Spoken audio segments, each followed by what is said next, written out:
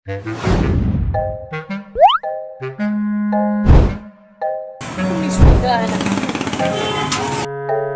na po.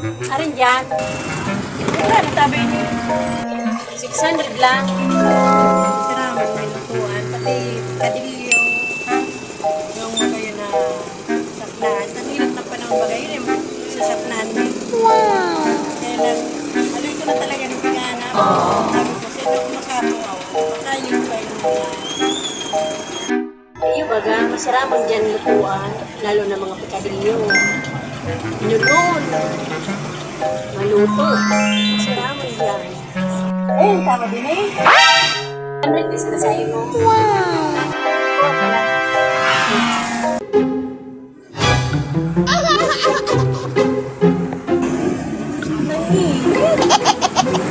Ano po, madam? Ano po dito? Sige na po, 600 lang po. May naman.